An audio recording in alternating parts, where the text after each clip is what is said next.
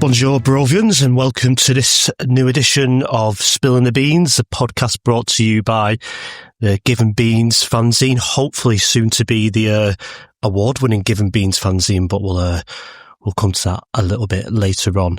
We're going to dive in straight away tonight and meet the guests. Meet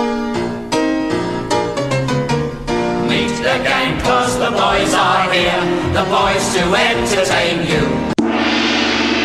Yeah, we've got a hell of a lot to discuss on this podcast, and to do that, we've got a couple of Barrow soccer heavyweights.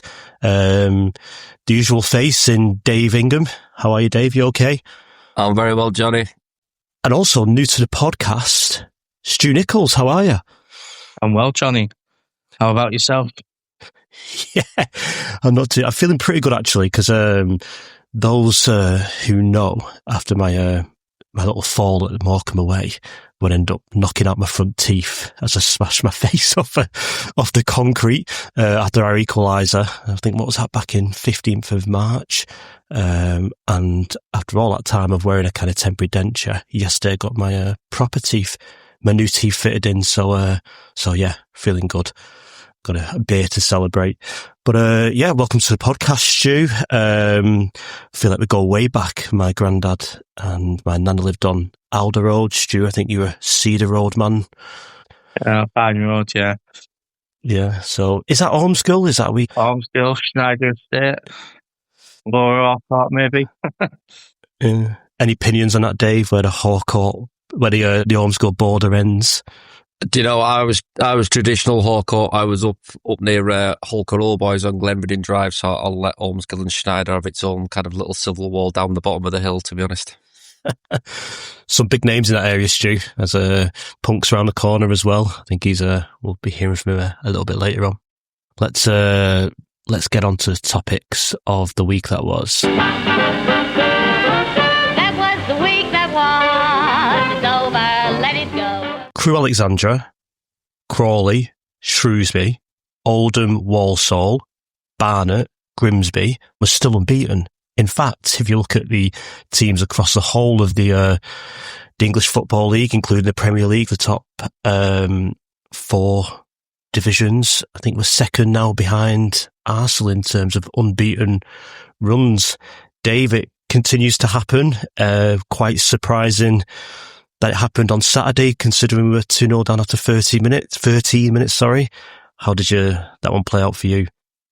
Yeah, we were absolute dog dirt for the start of the game, weren't we, really? Especially that first quarter of an hour. I don't think that'll be featuring on any highlights reels at the end of the season, will it?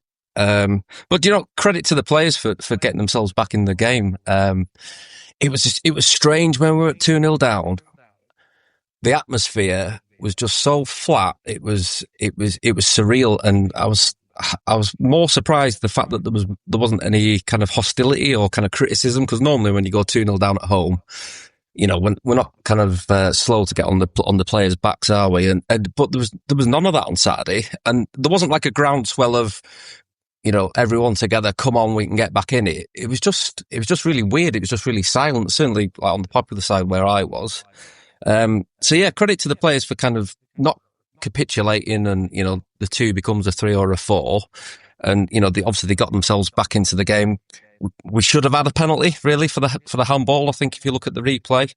But, you know, going in half-time, 2-1 down, and again, credit to Wing for making the changes, both in the personnel and the formation.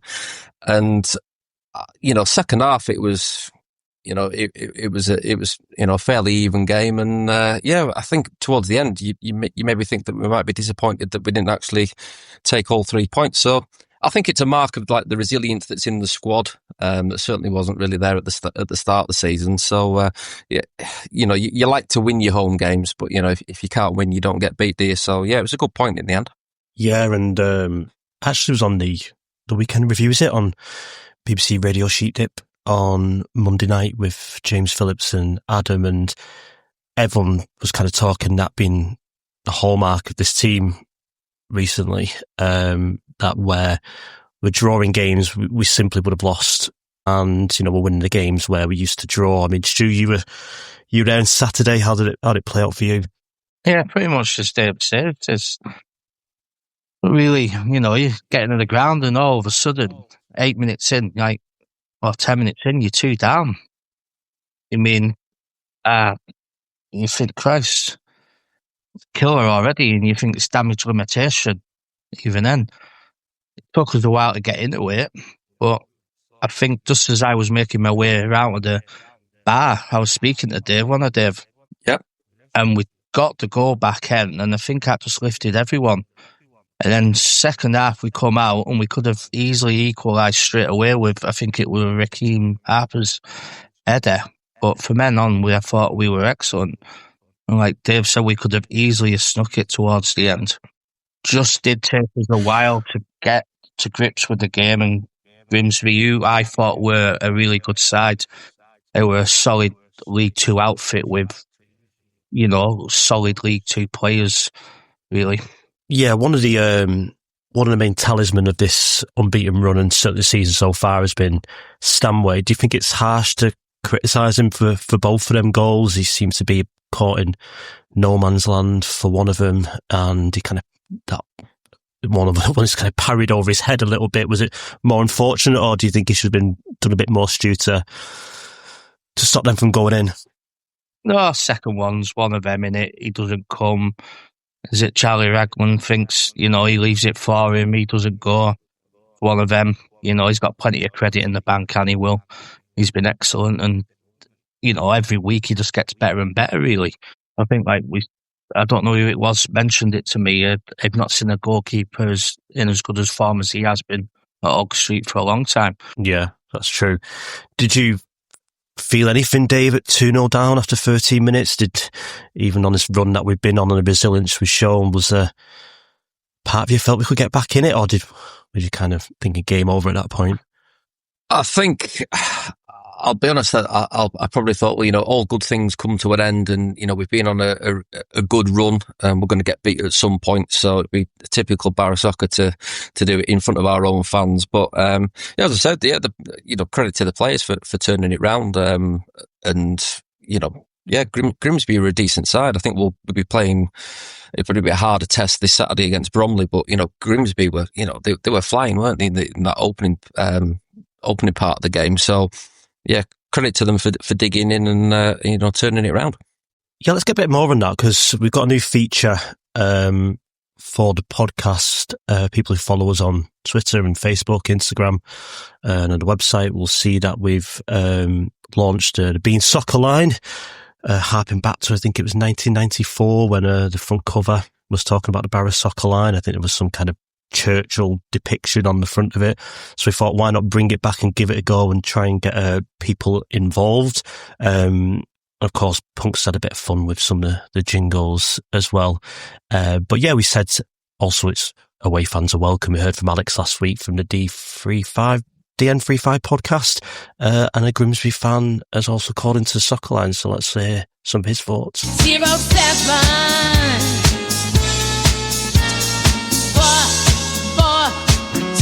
yeah.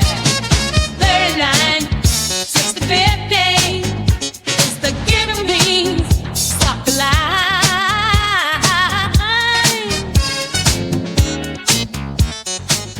All right, Cockers, this is Smithy, a lifelong Grimsby Town fan and good friend of Jonny Mangus, and this is my post-match thoughts on the Barrow versus Grimsby game. It's a fixture what I love and detest. I love it for the reasons it's old school, both clubs are very similar, both towns are very similar, both grounds are very similar and Baltic. And I detest it for the reason being Barrow are a club that we can't get past. They're officially one of our bogey teams, and Saturday was a prime example of that. So going on to the game, we set up in a 3-5-2 formation, which is different to what we've been playing all season. We've been doing this one up front, 4-1-4-1. We've got a kid up front called KB, he's a young lad, got him from Truro, so he's still a little bit inexperienced in this division. He's very quick on his feet, he needs the ball directly to his feet, and just recently we've not been giving him that service, it's just been oof balls, and defenders have been having a field day against him. And so going into that game, I thought, yeah, this is going to be interesting, and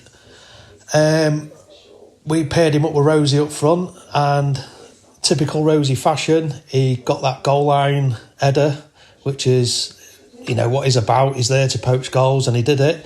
And the second one, Greeny, an old school lob, something you don't really see in football now. Keepers getting lobbed, and so first half, I thought we was going to get another, proper put it to bed, but we struggled to do that.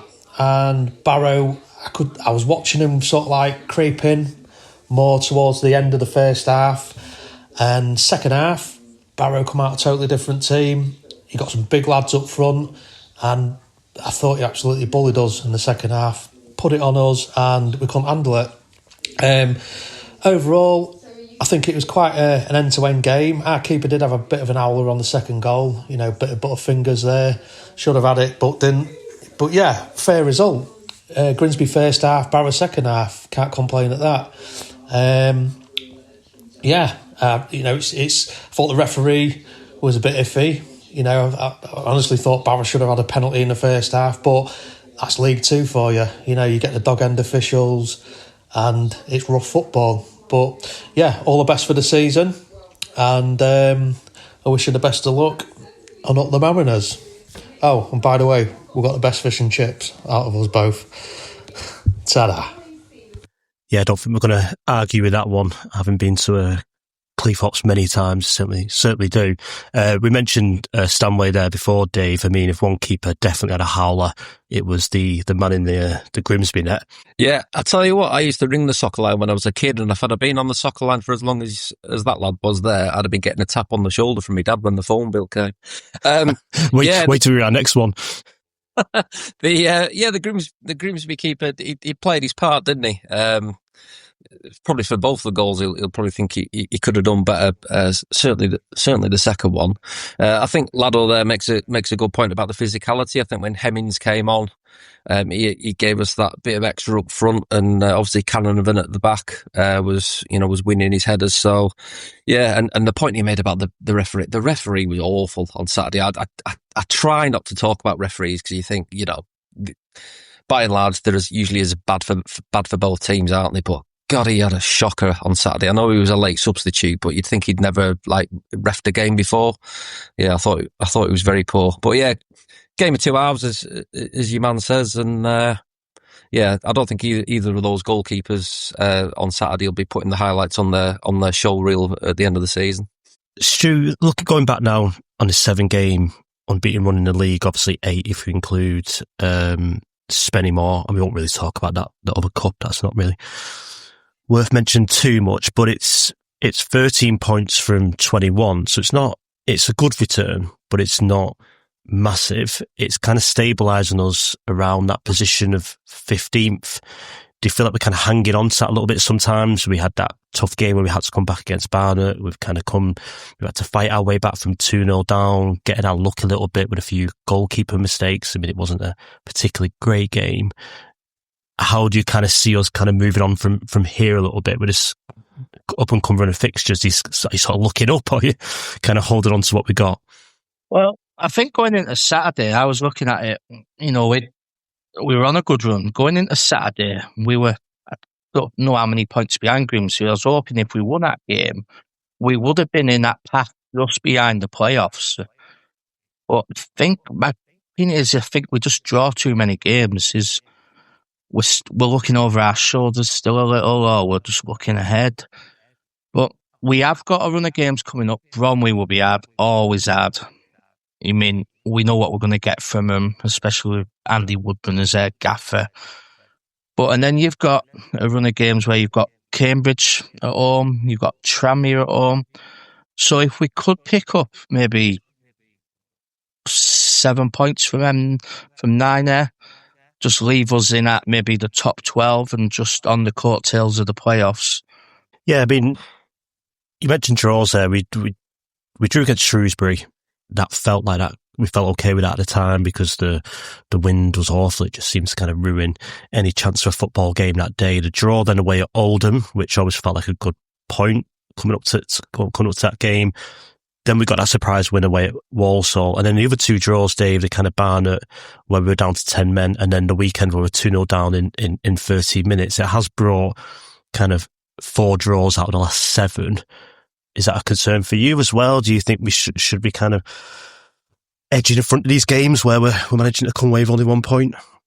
No, I think in isolation, each of the draws has been, a good point, as you say, coming back from 2-0 down, or whether it's, playing with 10 men or playing in awful conditions. If you look at them in isolation, it's, a point in those games is fair enough. I think certainly, when we went through that period when we were losing more often than we were drawing, just snapped your hand off for the odd point here and there. So I think it's just a case of keeping the scoreboard ticking over and try and putting as much distance between the bottom two and ourselves. And yeah, Stu says, let's kind of hold on to the coattails of the chasing pack, because it's fairly tight around those playoff spots, isn't it? Really, I think maybe I might be wrong here, but if we lose Saturday, there might start becoming a bit of a gap between the kind of the top half and the bottom half. But at the minute, you can throw a net over most of the clubs in the league, can't you? It's still fairly tight. Yeah, and if you look at Grimsby as well, who consider have had a good season so far, they're 6 points ahead. So had we got the win in that game, that would have put us right in that mix of them teams who are right up there. Let's get one more opinion from the soccer line. This is Jason, who actually texted in, and old Punksy has worked his magic with it to make it a little bit more entertaining.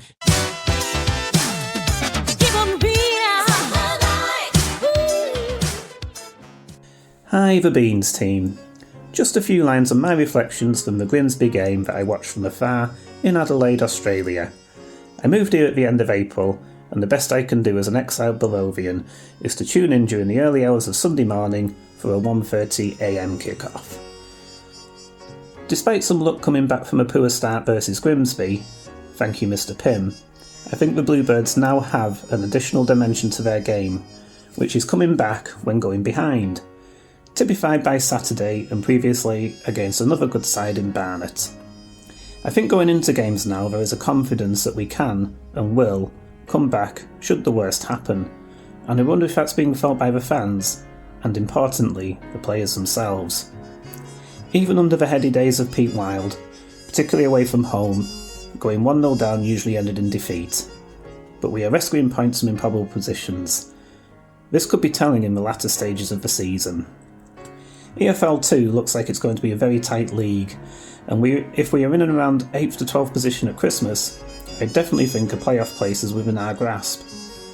McCann and Harper have the ability to take us forward, and perhaps surpass the dynamic Spence and Campbell partnership.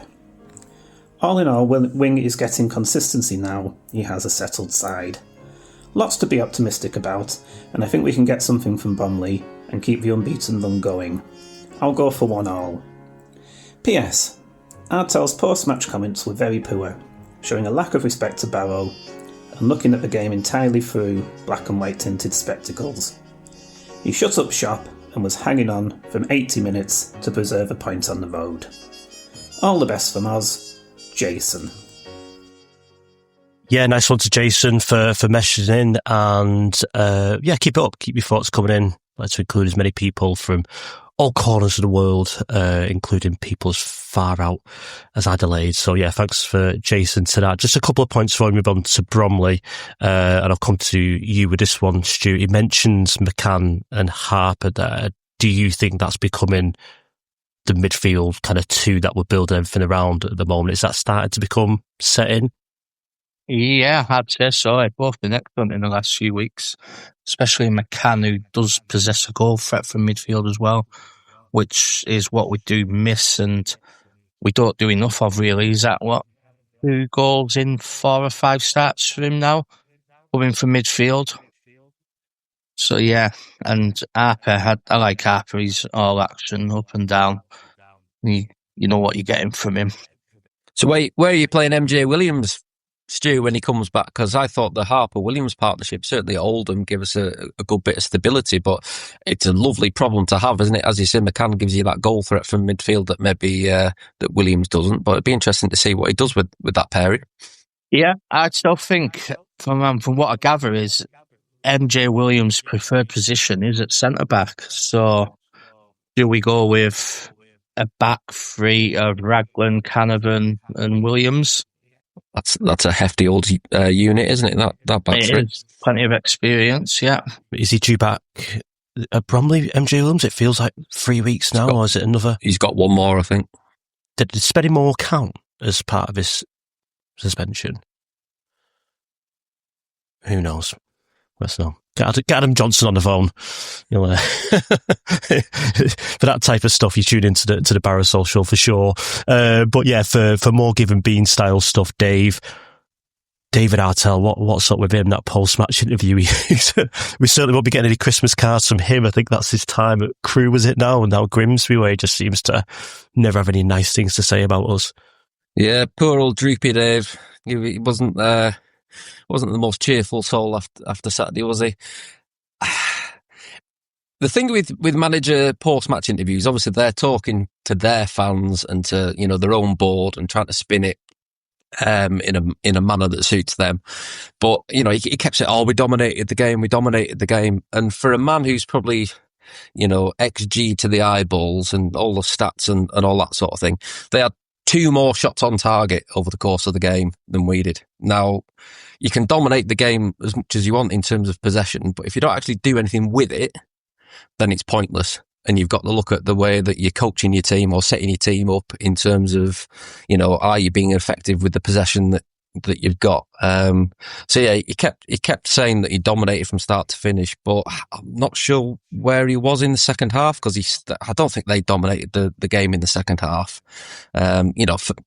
First 20 minutes, 25 minutes, they were all over us. But apart from that, it was either level, it was even Steven, or, we were in the ascendancy. So for him to come out and say that, Crewe are a better side than Barrow. Well, in the league table they are, but, we turned Crewe over as well. So, I don't know. I think sometimes with the post-match stuff, they probably say things that on reflection, after they've had a kip and, on a Sunday morning or a Sunday afternoon when they've actually had time to kind of distill the thoughts about everything, they probably wouldn't say the same things that they say in the immediate post-match kind of, the media round. But it's one of them, isn't it? We all want an instant reaction to everything these days, don't we? So it's a necessary evil. Yeah, so, and even his thoughts were kind of contradicted by, what Smithy, the Grimsby fan who called him before, just sort of seemed, it felt a bit like a kind of game of 2 arse, really, and they'll take the draw at the end of it, where they felt like they were probably hanging on. So yeah, certainly some sour grapes from him. So let's move on to Bromley. Hello, you've reached the offices of Given Beans. All our Beans operatives are busy getting it forward at the moment. Please leave your message after the beep. Hi, my name is Meshel St. Patrick Hewitt, and I am the host and founder of From Bromley with Love, a podcast and news outlet that covers all things Bromley in all of its guises. So, yeah, I've been a Bromley fan for the best part of nearly coming up to 30 years now, believe it or not, and I've seen us rise from the very depths of non-league football all the way to our present iteration in League 2 on the cusp of the playoffs. And ahead of our game with Barrow this weekend, I'd say that Bromley's start to the season, I think hopes were high after Bromley's inaugural season last season in League 2, obviously after our historic promotion for the first time in our history into the EFL. And Bromley finished, in 11th place last season, well above expectations. Pretty much all the bookies, all the pundits had Bromley to get relegated again, which was ridiculous when you think about it, given that no promoted National League side goes straight back down. We exceeded expectations, came 11th, like I say, and kind of established ourselves at the level as one of the hardest teams to beat, in so much as, and Barrow fans should be familiar with it, having been with us in the National League for enough time to kind of know what we're all about, our kind of uncompromising smash mouth style, which has evolved even more so under the managerial reign of Andy Woodman, who came into the role in March 2021.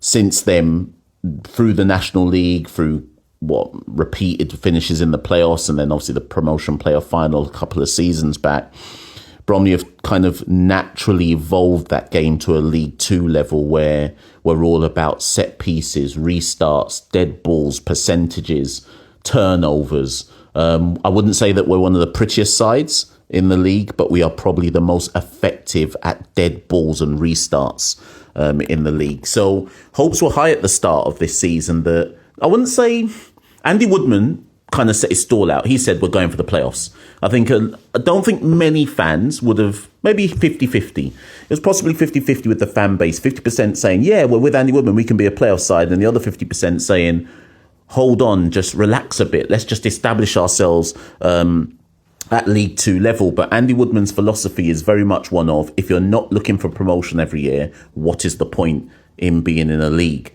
And every single season he's been at Bromley Football Club, he has created a piece of history, whether that be winning the FA Trophy, winning promotion from the National League, third round of the FA Cup. So as far as he's concerned, this year it's all about getting into the playoffs in League Two. We currently stand, I think, just outside it, like 1 point outside it. So he's well on track. Or in fact, might even be equal points with the seventh team at the moment. But we're well on track with where Andy Woodman wants to be. In terms of playing Barrow, we're very, very familiar, not just with Barrow, but more so Barrow's manager, Andy Wing, who of course was the Solihull Moors manager, who went up against us, not just many times in the National League, but of course again in that playoff final against Solihull Moors a couple of seasons back. So Andy Wing knows our style of football inside out. Andy Woodman will say he knows Andy Wing's style of football inside out. Even last season, we played Solihull again in the FA Cup when Andy was still there as manager before he eventually moved on to Barrow.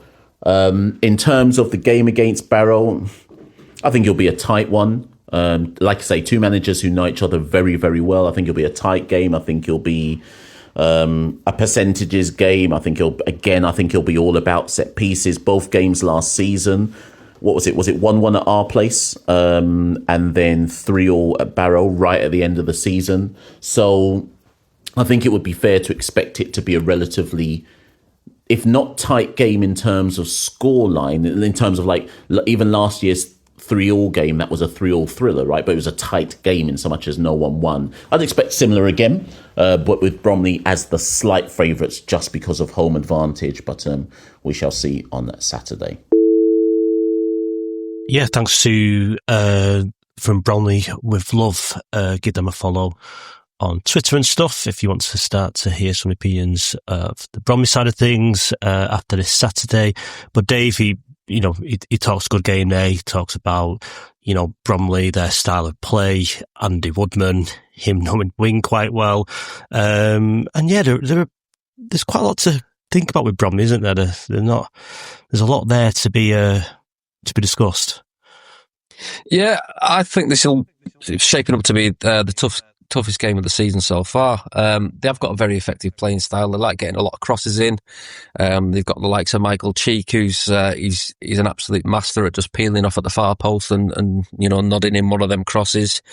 They've got some kind of really good players in the squad. I think they've actually got a lad on loan from Man City who's been called up for the England under-20 team, so he'll be missing this weekend. But the quality of the loanees that they get is is usually quite high. I think they've got some lads from Crystal Palace this season, obviously, being located where they are. They're right in that catchment area where they can, get players out of Palace and Millwall and Charlton and places like that. And with it being International Week, you'd imagine that the crowd will be a bit bigger because those fans will have no game of their own to get to. So should be a higher attendance than normal. But yeah, I think, to be fair to Bromley, that you said there about Woodman wanting to challenge every season and develop every season. I think that's what they are as a club as well, in terms of the way that the ground's developing. They'll have a new, I think it's open, the new terrace that's kind of been built down the long side there. So yeah, they're kind of, I'm just thinking back to what Wing was saying about having that environment where the players now know what they're expected to do. and it's taken quite a while to get that in place at Barrow. And I think with Andy Woodman being in situ at Bromley for so long, it's kind of like almost like a well-oiled machine. Obviously, players will go in and players will go out, but the expectation of what it is to be a Bromley player in an Andy Woodman side is, it's kind of well established. So yeah, I'm looking forward to the game, but I think it will be a tough one, and certainly the toughest of the run so far. Yeah, Stu, they've only lost 3 games this season. I think they share that record with Chesterfield, and I think it's only Salford who can better that, only losing 2 games this season. So they don't lose many games. What's your expectations heading into this match? Yeah, it's going to be hard, isn't it? As Dave says, they're a well-drilled, well-oiled outfit. Andy Woodman's he's a good manager, and he has them playing big, strong units. And, it won't be pretty, but we just go there and hopefully we can try and sneak something from them. Yeah, and you got your travel plans all sorted? Are you guys making a journey down? Yeah, I'm going down on the train, taking the family, and half of the family are staying in the bright lights of London to hit the shops, and me and my eldest are coming down on the match with a few others, and I think there's quite a few other Barrow fans are down there for the England game that are stopping over. So even though there's no supporters culture or whatever, there'll still be quite a few Barrow accents in that away end, along with the exiles, and no doubt we'll pick up a few waifs and strays from around Europe like we normally do on International Weekend. I think some of the German lads are coming across as well, Stewie, so yeah, there'll be a fair few there. Yeah, another AFC Wimbledon style away end. Let's move on, because there's quite a lot in any other business just to close out the podcast. Dave, you mentioned last week the AGMs before the game. How did that go? I know Wing spoke there and took a few questions. What were your kind of key takeaways? Yeah, so the National Supporters Club AGM was the first one.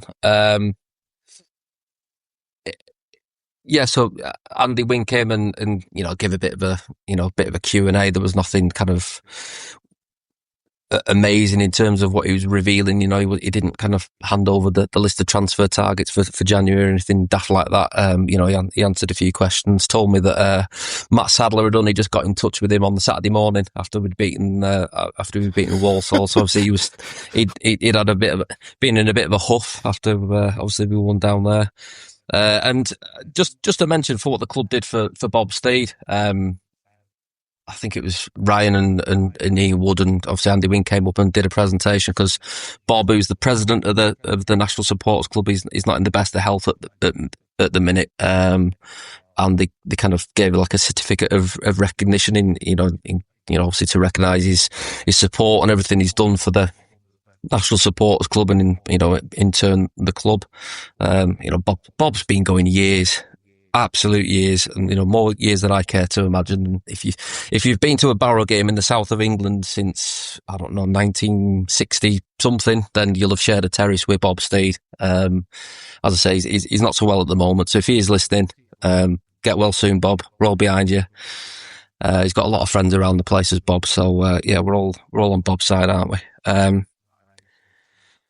Yeah, and then the kind of Bluebirds Trust AGM followed on. I think it was fairly routine in terms of everyone who was up for election. There was anyone who wanted to be re-elected and Fraser was re-elected as the Trust's representative on the board.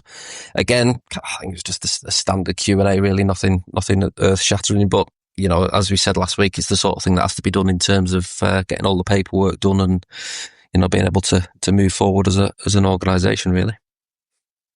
Yeah, and Stu, you've been kind of speaking a lot with the Trust then, and since then, quite a lot coming out in terms of updates. What sort of things can we start to kind of be excited about? Yeah, we had our monthly Trust meeting tonight. What we do need, ideally, is people to come forward and volunteer, especially helping us with social media, especially TikTok, Instagram, just to drag us further forward. Sponsors for buses would be a massive help.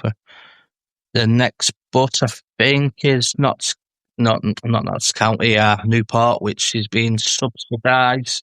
There's going to be a little bit of that, and hopefully the next big one will be the bar opening in the corner of the Western Terrace, where the house on the hill used to stand.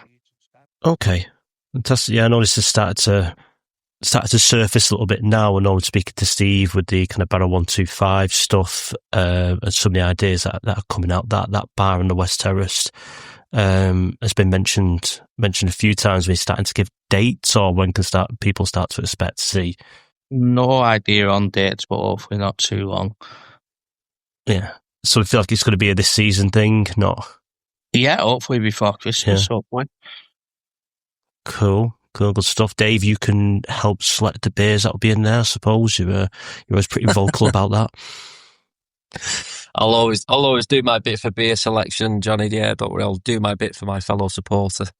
And I know first, I don't mind speaking on your behalf here, Dave, but Dave will run the TikTok. You must be joking.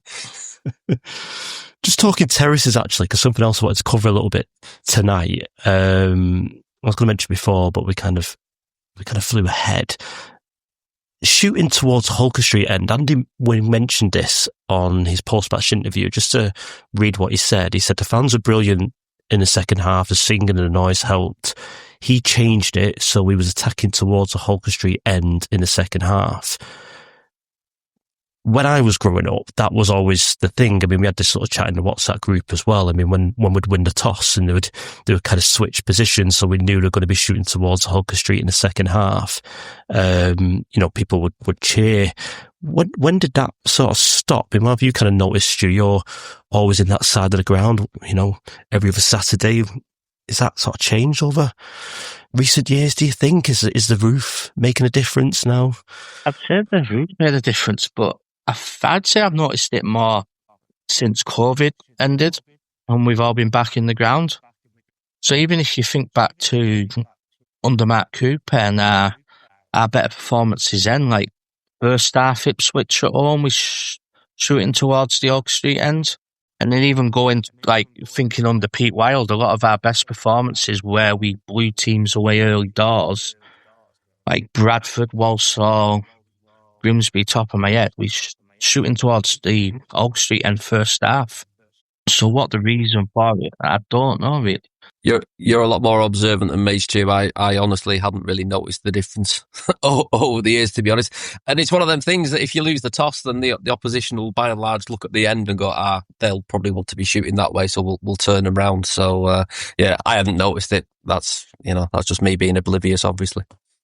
Yeah, like I say, it's just a thing going back to being a kid when the original roof was on. That was just always felt like a thing. And I suppose over the years when the roof was taken off and the Holker Street end lost a bit of its prestige, maybe that's just a little sign of that coming back, because talking about winning a toss, I mean, your first decision is probably going to be which way is that wind going, and how do you want to play in the second half against it or with it. So that's always a big factor.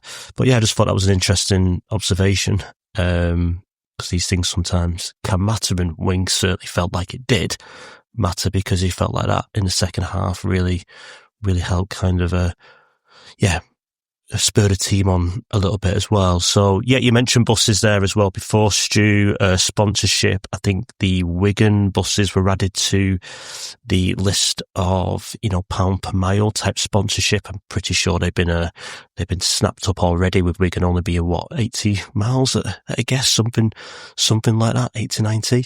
And looking online tonight, I think we've already sold 1,000 tickets there, Dave. It's looking pretty healthy in terms of interest on this one. Yeah, we should definitely sell out the initial allocation of, 1,500? That end holds best part of 5,000. So anyone who wants a ticket will get one. And I think Wigan have, been quite, generous and said, well, if you sell a decent amount fairly quick, we'll open up another section, because obviously they have to get sign off from their safety certificate and stuff, just the formalities. So yeah, it's one of them, and it's relatively easy to get to, even though it's the best part of 2 hours from Barrow. It's one of them that we count as a local game that probably lots of other clubs in this league would say that 2 hours travel isn't a local game, but it's different strokes for different folks, isn't it? So yeah, it's shaping up to be a good turnout, and keep buying. If you haven't bought your ticket, get it bought as soon as possible. And if you want to get on the Trust bus, then get that booked, especially because I'm not sure what the limit is on the buses, but, the sooner you get booked on, they can gauge it accurately and book extra ones if they need to or if they're able to. So, yeah, get moving. Yeah, I think they're already on sort of 3 or so buses for that, such as the interest. Stu, how much do you know about the kind of singing section? I know this was an idea that came up and was put into place at Chelsea last year. I thought that really, really worked well, where certain fans who wanted to just stand anywhere they could, rather than have the old debate of, you can't sit there type thing. Is there any idea in capacity of that type of area? Because I imagine they would have probably been snapped up early on. No, to be fair, I don't know.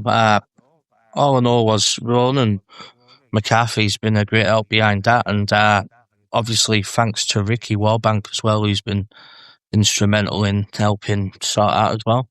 Yeah, these things really do make a difference. Like I say, I thought it worked brilliantly at Chelsea, which was a hell of a lot to organise, certainly a Premier League ground like that. So to put that in place this time, I think is fantastic. So yeah, just wrapping up there as well, just some fanzine news. The fanzine is here. It arrived yesterday. We wanted it to arrive last Friday so we could put it on sale before the Grimsby game. That wasn't to be, but it is here now. So we will be putting that online before the weekend, so people will be able to purchase that online first, and we'll have that for, is it Cambridge at home? Is that the next one? So off the top of my head, I think I'm right there. Dave's nodding away. So yeah, and obviously in the fanzine over the last week, I think it was last Thursday or something now, we got the email through from the Football Supporters Association to say our application for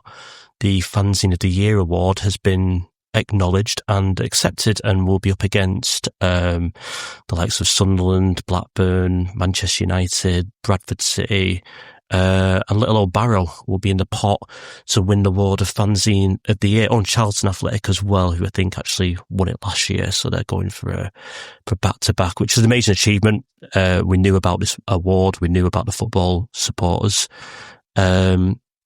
Association award. I mean, they have everything from Player of the Year to Podcast of the Year to Media Personality of the Year, so you never know. On the night, Given Beans could be picking up awards next to the likes of, Declan Rice and Gary Neville and all them types of people. So that's on the 6th of December, me, Punks, and I think Fraser will be heading down all suited and booted, so you never know.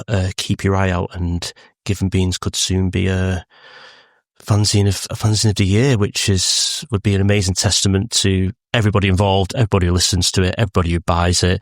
So yeah, big shout out to all of them people who have helped contribute to the fanzine in whatever way possible. And I think that's pretty much it. Dave, Stu, thanks for your time tonight. Safe journeys down to Das Kapital. And we'll speak again next week. That's one. Cheers, Jonny. Cheers. Jonny. Thank you.